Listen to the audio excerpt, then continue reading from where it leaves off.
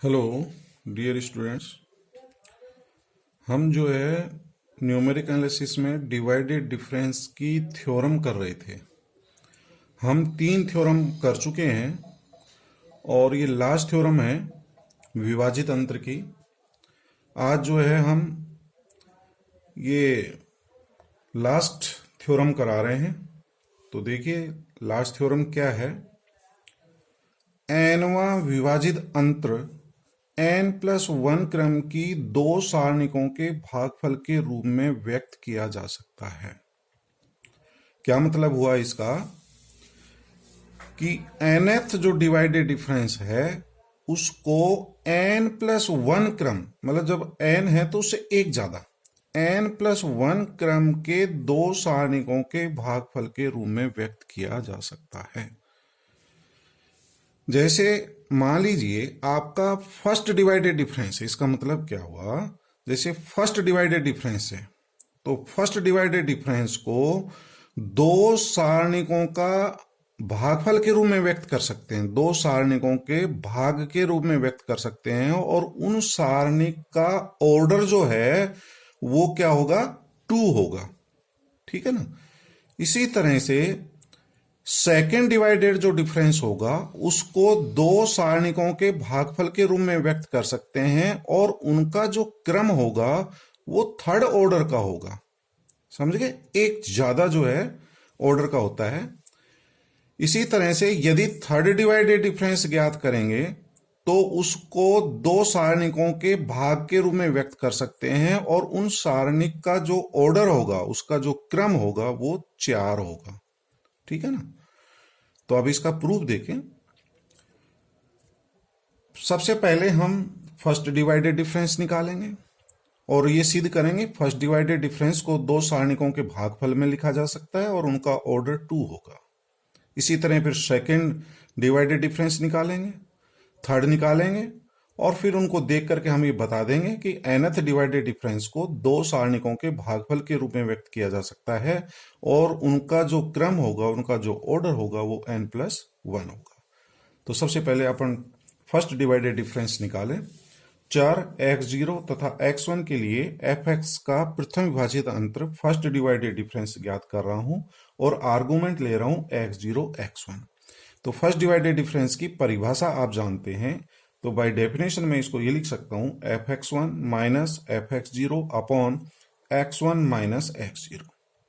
ठीक है, ये आप सभी जान चुके हैं। और ऊपर से यदि माइनस कॉमन ले लें, नीचे से भी माइनस कॉमन ले लें, तो इसको ये लिखा जा सकता है fx0 minus fx1 upon x0 minus x1। और इसको हम डिटरमिनेंट में, सारणिक में क्या लिख सकते हैं, ये देखिए ये किसका मान होता है डिटरमिनेंट में। This can be written as, ये डिटरमिनेंट fx0 fx1 1 1। इस सारणी का मान निकाले, इस डिटरमिनेंट का मान निकालते हैं, आपको आता है। इसको जो है हम इससे गुणा करते हैं, सारणी का मान आपको पता होगा, इसका इससे मल्टीप्लिकेशन माइनस ये आता है। तो ये वाला मान हमारा fx0 हो गया माइनस fx1, तो यही तो मान है। तो fx0 माइनस fx1 को डिटरमिनेंट में हम ये लिख सकते हैं, फिर ये अपॉन या डिवाइड। x0 माइनस x1 को डिटरमिनेंट में मैं क्या लिख सकता हूं, डिटरमिनेंट x0 x1 1 1। इस डिटरमिनेंट का यदि मान ज्ञात करें तो ये होगा x0, ये वाला मान, फिर माइनस आता है और ये वैल्यू x0 माइनस x1। तो इस तरह से आप देख रहे हैं कि ये जो फर्स्ट डिवाइडेड डिफरेंस है, प्रथम विभाजित अंतर है, इनको दो सारणिक, दो डिटरमिनेंट, एक डिटरमिनेंट ये और एक ये डिटरमिनेंट, दो डिटरमिनेंट के दो सारणिकों के भागफल के रूप में व्यक्त कर सकते हैं। और इस डिटरमिनेंट का ऑर्डर आप जानते हैं, इसमें 2 रो हैं और 2 कॉलम है, तो ये सेकंड ऑर्डर का डिटरमिनेंट है, ये भी सेकंड ऑर्डर का डिटरमिनेंट है। इस प्रकार मैं ये कह सकता हूं कि प्रथम विभाजित अंतर को दो सारणिकों के भागफल के रूप में व्यक्त कर सकते हैं और उनका ऑर्डर 2 होगा, द्वितीय क्रम की। अतः प्रथम विभाजित अंतर बराबर द्वितीय क्रम की दो सारणिकों का भागफल, डिवाइड है ना, क्वोशेंट। तो this can be expressed as the quotient of 2 determinants of each order 2, तो इनका ऑर्डर 2 है। अब मैं सेकेंड डिवाइडेड डिफरेंस निकालूंगा, और सेकेंड डिवाइडेड डिफरेंस जो है थर्ड ऑर्डर की डिटरमिनेंट होने चाहिए और दो सारणिकों का भागफल होना चाहिए। तो देखते हैं, मान निकालते हैं। तो पहले हमने चर x0 x1 लिया था, अब तीन चर x0 x1 और x2 ले रहे हैं। तो चर x0 x1 x2 के लिए सेकेंड डिवाइडेड डिफरेंस द्वितीय विभाजित अंतर का मान निकालें।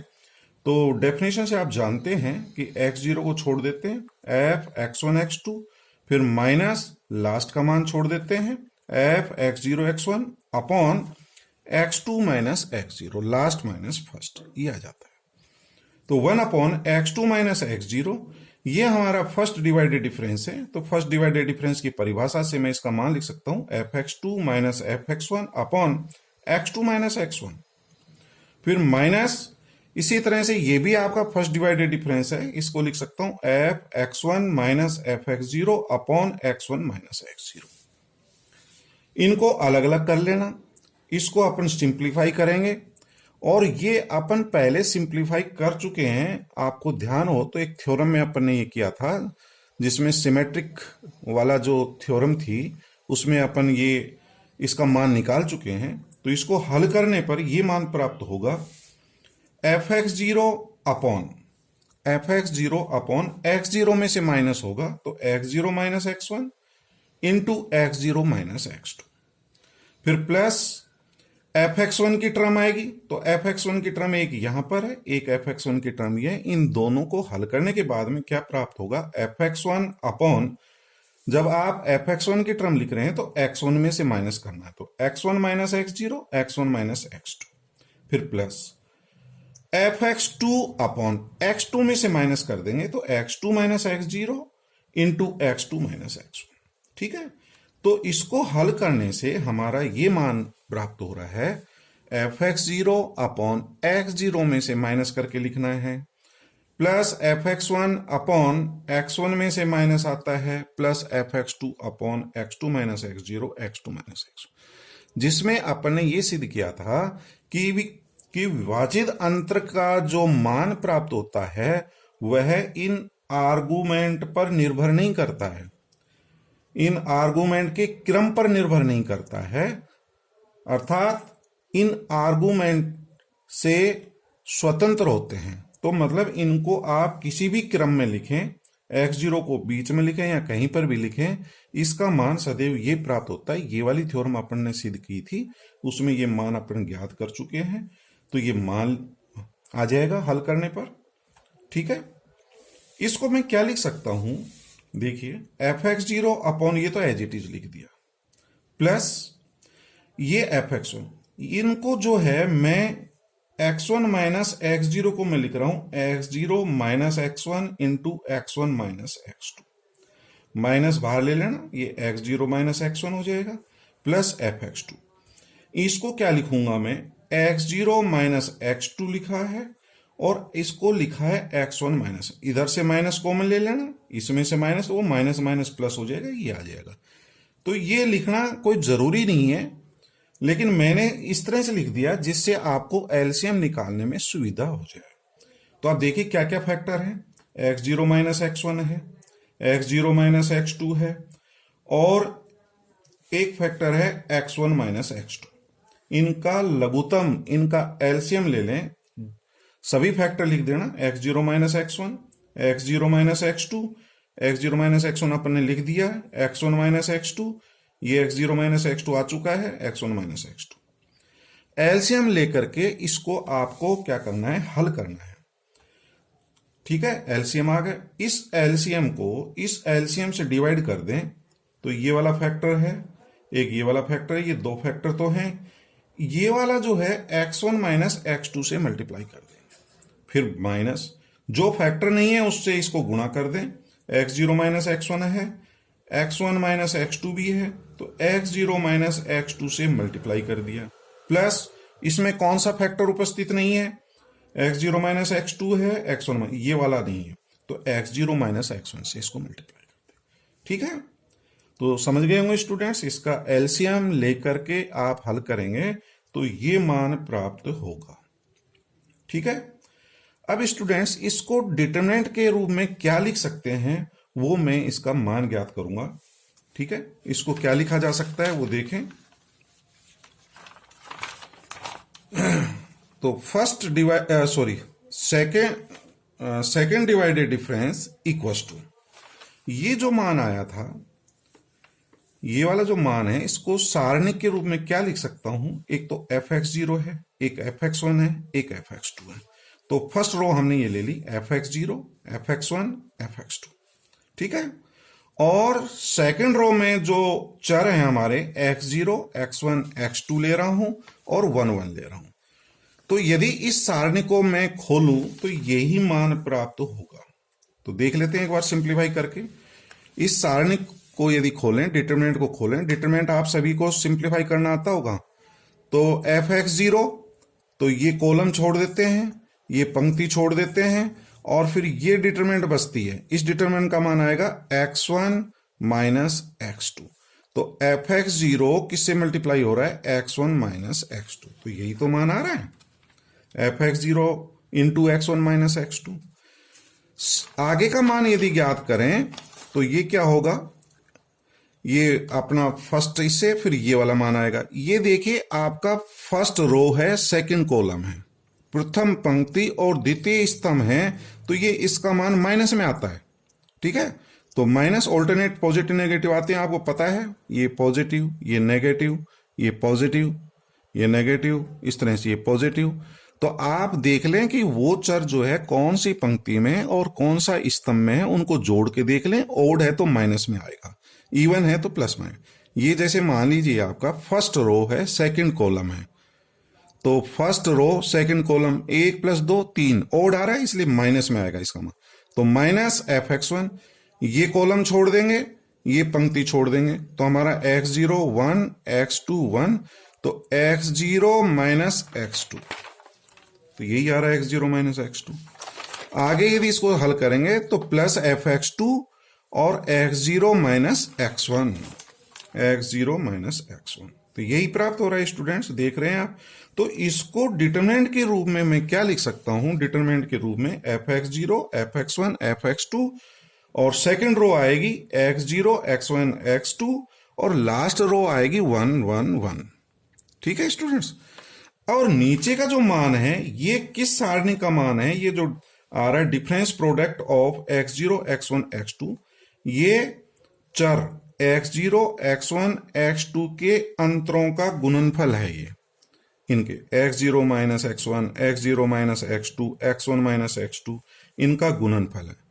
तो देखिए स्टूडेंट, इसका जो मान होता है वह क्या होता है, ये वाला जो मान आता है ये इसके बराबर होता है x0 square, x1 square, x2 square, x0, x1, x2 1 1 1। तो ये जो मान है ये इस सारणी का होता है। ठीक है, तो जो डिफरेंस प्रोडक्ट है, कौन सा डिफरेंस प्रोडक्ट है, x0 का, x1 का, x2 का, तो इनका डिफरेंस प्रोडक्ट का मान जो है इस सारणी के मान के बराबर होता है। ये मैं निकाल करके बता रहा हूं अभी कैसे होता है, इसके बराबर आ जाएगा। तो देखिए स्टूडेंट, ये आपकी दो सारणिकों का भागफल है। एक डिटरमिनेंट ये है, एक डिटरमिनेंट ये है, दो डिटरमिनेंट्स आ गए, दो सारणिकों का भागफल है। ये सारणिक जो है आप जान रहे हैं कि थर्ड ऑर्डर की है, 3 रो हैं, 3 कॉलम हैं, थर्ड ऑर्डर की। ये भी क्या है, थर्ड ऑर्डर की। तो द्वितीय विभाजित अंतर को हम दो सारणिकों के भागफल के रूप में व्यक्त कर सकते हैं, और इन सारणी का क्रम क्या है, 3 है। तो तृतीय क्रम की दो सारणिकों का भागफल है। तो देखिए स्टूडेंट, मैं ये बता रहा था कि ये जो वैल्यू होती है ये कौन से डिटरमिनेंट की होती है, ये इस डिटरमिनेंट की होती है x0 square, x1 square, x2 square. Second row है x0, x1, x2 1 1 1। तो मैं इसको देखिए आपको सोल्व करके बताता हूं। इस डिटरमिनेंट का यदि अपन मान निकालते हैं तो क्या प्राप्त होगा। तो स्टूडेंट, सारणी का आपको सोल्व करना आता है, तो इस सारणी को सोल्व कर रहा हूं मैं। ये जो रो है, फर्स्ट रो और थर्ड रो को मैं इंटरचेंज कर रहा हूं। तो ये इंटरचेंज कर दिया, इस रो को मैंने यहां लिख दिया और इस रो को जो है मैंने यहां लिख दिया। जब रो चेंज करते हैं या कॉलम चेंज करते हैं तो साइन चेंज हो जाता है, ये मैंने माइनस कर दिया और इनको आपस में इंटरचेंज कर दिया। अब क्या है कि इसमें से कोई भी दो जीरो बना लो जिससे आपको सारणिक का मान जो है हल करने में सुविधा रहे। तो मैं दो जीरो बना रहा हूं, तो अब मैं क्या कर रहा हूं, इस कॉलम में से ये जो C1 कॉलम है, फर्स्ट जो कॉलम है, इसमें से सेकंड कॉलम घटा रहा हूं। C1 कॉलम में से क्या कर रहा हूं, C1 के स्थान पर C1 माइनस C2 कर रहा हूं। तो इसमें से इसको घटाएंगे तो 1 minus 1 zero, x0 minus x1, x0 square minus x1 square. इसी तरह से सेकंड कॉलम में क्या कर रहा हूं, थर्ड कॉलम घटा रहा हूं। तो सेकंड कॉलम के स्थान पर second column minus third column, C2 column के स्थान पर C2 माइनस C3 कर रहा हूं।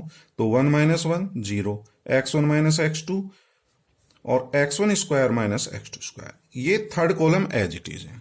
तो देखिए स्टूडेंट, दो जीरो का, अब इसको आप इजीली हल कर सकते हैं। इस कॉलम में से x0 माइनस x1 गुणनखंड कॉमन आ जाएगा, इसके गुणनखंड कर लेना, x0 minus x1, x0 plus x1 होगा। तो x0 माइनस x1 कॉमन ले लेंगे, सेकंड कॉलम में x1 माइनस x2 कॉमन ले लेंगे, तो क्या बचेगा, जीरो। ये फैक्टर कॉमन आ जाएगा 1, x0 प्लस x1।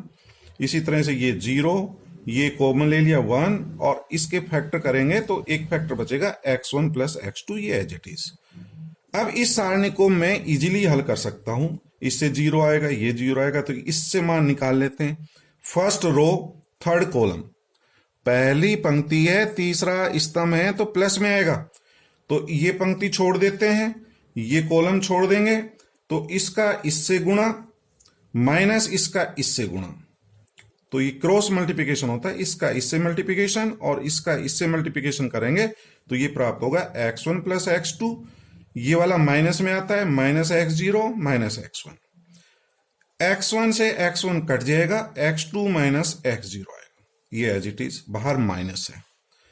यदि ये भी प्लस करना है तो मैं इसको ऐसे लिख सकता हूं, ये x0 minus x1, x1 minus x2 और x2 माइनस x0 को मैंने लिख दिया x0 माइनस x2। तो देखिए स्टूडेंट, इसका मान ये प्राप्त हो रहा है और यही मान था, यदि आप देखें फर्स्ट वाले पेज पर एलसीएम यही था, x0 minus x1, x0 minus x2 और x1 माइनस x2।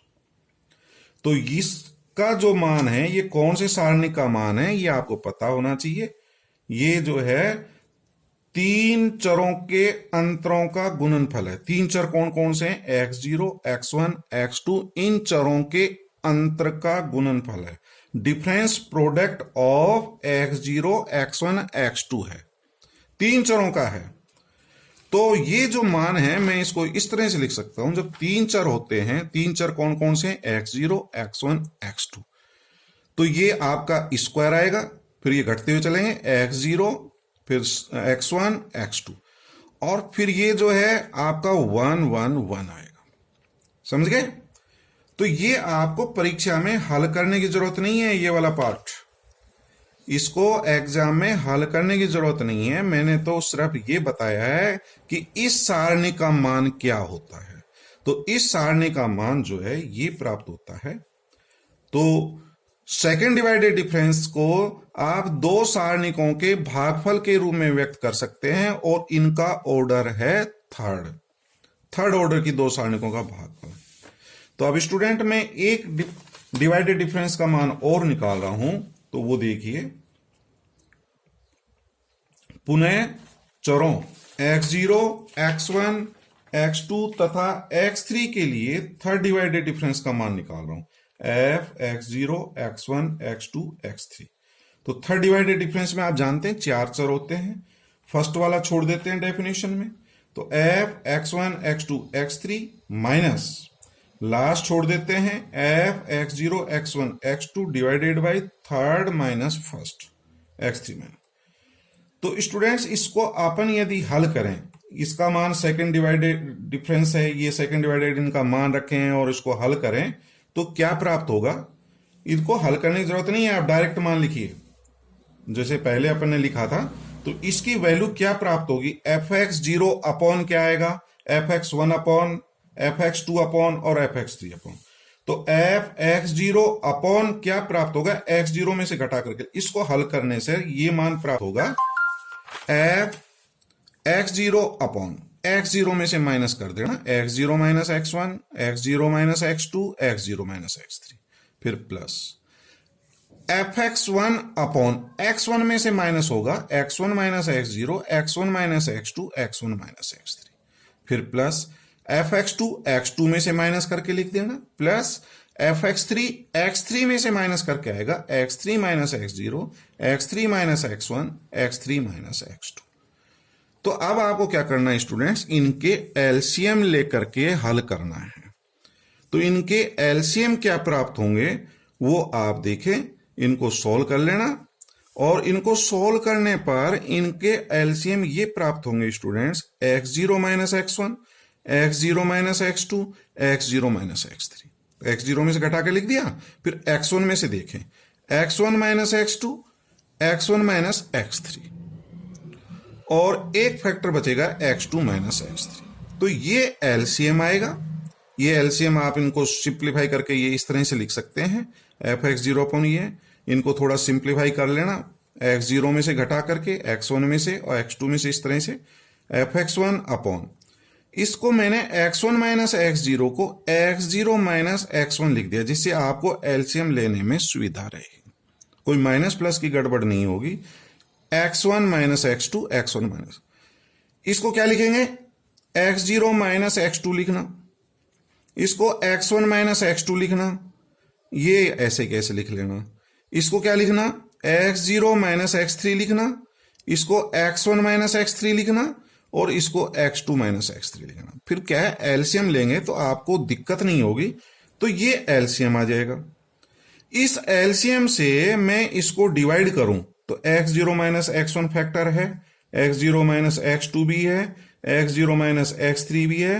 तो ये वाला जो fx0 है इससे मल्टीप्लाई होगा, इससे गुना होगा। तो ये गुना कर दिया fx0 multiply by x1 minus x2, x1 minus x3 और x2 माइनस x3। ठीक है स्टूडेंट, फिर माइनस fx1। आप इसी तरह से इसको देख सकते हैं, जो फैक्टर इसमें है वो तो छोड़ देना, बाकी के यहां मल्टीप्लाई कर देना। इस तरह से हम सभी लिख सकते हैं। ठीक है स्टूडेंट्स, इसको जो है मैं शॉर्ट में क्या लिख सकता हूं वो देखिए स्टूडेंट्स। एक फैक्टर लिख दिया मैंने, ये वाला, एक जो है ये वाला लिख दे, बाकी के छोड़ दो। शॉर्ट में संक्षेप में ये लिखा जा सकता है समेशन fx0 और ये गुणनफल आएगा x1 minus x2, x1 minus x3 और x2 माइनस x3। ठीक है, ये डिफरेंस प्रोडक्ट है, ये किस किस के अंतरों का गुणनफल है, ये x1, एक x2 और एक x3, तीन चरों के अंतरों का गुणनफल है। ये कौन कौन से चर हैं, x1, x2, x3। तो तीन चर हैं, कौन कौन से चर हैं, एक x1 है, एक x2 है, एक x3। इन चरों का गुणनफल है x1 minus x2, x1 minus x3 और x2 माइनस x3। इन तीन चरों का गुणनफल आएगा। ठीक है, तो ये है। इसी तरह से जो fx1 है ये किससे मल्टीप्लाई होगा, fx1 जो है वो किससे मल्टीप्लाई होगा, fx1, x1 को छोड़ देना तो तीन चरों के अंतरों का गुणनफल आएगा x0 minus x2, x0 minus x3 और x2 माइनस x3। तो आप देख रहे हैं यही आ रहा होगा माइनस में, मैंने एक भी लिखा था minus fx1, x0 minus x2, x0 minus x3 और x2 माइनस x3। तो इस तरह सारे लिख सकते। तो संक्षेप में मैं ये लिख सकता हूं fx0 और ये डिफरेंस प्रोडक्ट है, अंतरों का गुणनफल है x1, x2, x3 अपॉन। अब नीचे देखिए, ये भी आपके प्रोडक्ट हैं, किस किस के प्रोडक्ट हैं, किन किन के अंतरों के गुणनफल हैं वो देखें। ये x0 माइनस x1 है, x0 minus x2, x0 minus x3, एक x1 माइनस x2 है, x1 माइनस x3 है, एक x2 माइनस। तो this is difference product of x0, x1, x2, x3। इन चरों के अंतरों का गुणनफल ये एलसीएम है। कैसे निकालते हैं? x0 minus x1, x0 minus x2, x0 minus x3। ठीक है, x0 का पूरा हो गया, फिर x1 ले लेना, x1 minus x2, x1 minus x3, फिर x2 माइनस x3। ठीक, तो ये अंतर आ जाएंगे। तो अब इनको मैं क्या लिखूंगा स्टूडेंट्स? Summation fx0। अब difference product of x1, x2, x3 को क्या लिखा जा सकता है? अभी मैंने बताया था इससे पहले वाले में। देखिए स्टूडेंट, ये जो डिफरेंस प्रोडक्ट आता है x0 minus x1, x1 minus x2, x0 minus x2, इन अंतरों के गुणनफल को सारणी के रूप में ये लिखा जा सकता है। ठीक है, तीन प्रोडक्ट हैं। कौन कौन से चर हैं देख लीजिए। x0 है, एक x1 है, एक x2 है। तो ठीक उसी प्रकार से ये तीन चरों का अंतर है, एक x1 है, एक x2 है, एक x3 है। तो इसको ये लिखा जा सकता है fx0 इंटू डिटरमिनेंट क्या आएगी? x1 का स्क्वायर, x2 का स्क्वायर, x3 का square, x1, x2, x3, 1 1 1। Summation लगा दिया गया है, आगे के मान अपन निकाल लेंगे। अपॉन डिवाइड, तो ये कौन कौन से चरों के जो है अंतरों के गुणनफल हैं? एक x0 है, एक x1 है, एक x2 है, एक x3 है। तो इसको सारणिक में मैं क्या लिख सकता हूं? चार चर हो गए हमारे, एक x0, एक x1, एक x2, एक x3, चार चर हो गए। तो इनको मैं क्या लिखूंगा? x0 का क्यूब, x1 का क्यूब, x2 का क्यूब, x3 का क्यूब। चार चर हैं, उनके क्यूब लिख दें। क्यूब के बाद स्क्वायर के आएंगे, स्क्वायर के बाद एक घात के आएंगे, और फिर शून्य घात का मतलब 1 1 1 1 आएगा। समझ गए? तो इसको जो है डिटरमिनेंट में ये लिखा जा सकता है। ये हमारी डिटरमिनेंट जो है फोर्थ ऑर्डर की है। अब इसको देखिए, ये वाला यदि अपन सिंप्लीफाई करें तो ये मान किस सारणिक से प्राप्त होगा वो देखें। तो ये मान प्राप्त होगा डिटरमिनेंट fx0। अब fx0 इससे मल्टीप्लाई है तो ये आ गया x1 स्क्वायर, x2 स्क्वायर, इस तरह से। तो मैं क्या लिखूंगा? फर्स्ट रो में लिखूंगा, क्योंकि समेशन है।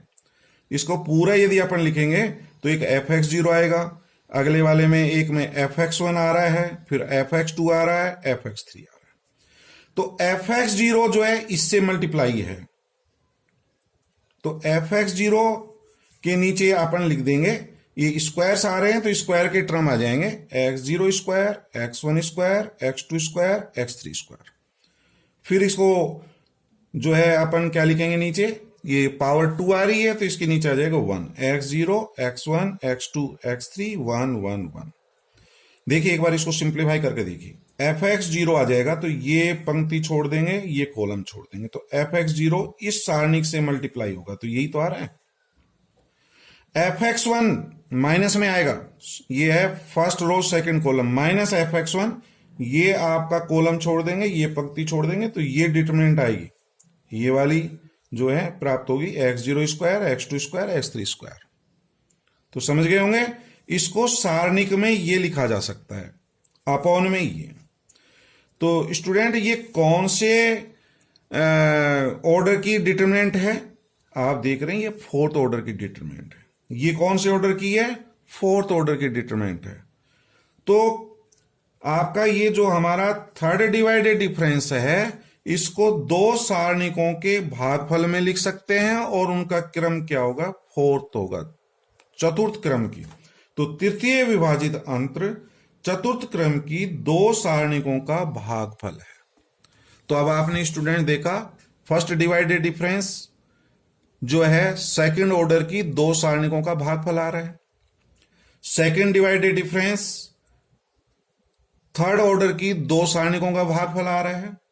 Third divided difference fourth order की दो सारणी, मतलब जो आपका डिवाइडेड डिफरेंस है उससे एक ज्यादा ऑर्डर की आपको सारणिक प्राप्त हो रही है। इसी तरह से यदि अपन चलते जाएं तो nवां विभाजित अंतर दो सारणिकों के भागफल के रूप में लिखा जा सकता है और उनका क्रम क्या होगा? n+1 होगा। तो nवां विभाजित अंतर n+1 क्रम की दो सारणिकों के भागफल के रूप में व्यक्त कर सकते हैं। तो यही हमारी जो है थ्योरम थी जिसको अपन को सिद्ध करना था। तो इस तरह से अपन अब जो है सभी थ्योरम्स कर चुके हैं। एक बार इसको पढ़ें, कोई दिक्कत हो तो मेरे को बता देना। Okay, thank you.